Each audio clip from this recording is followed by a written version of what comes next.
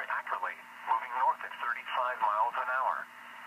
Hazard, 60 miles an hour wind gusts and half-dollar-size hail. Source, radar indicated. Impact, hail damage to vehicles is expected.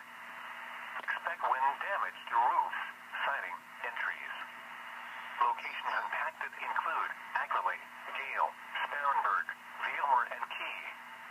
A tornado watch remains in effect until 11 p.m. Central Time for western Texas.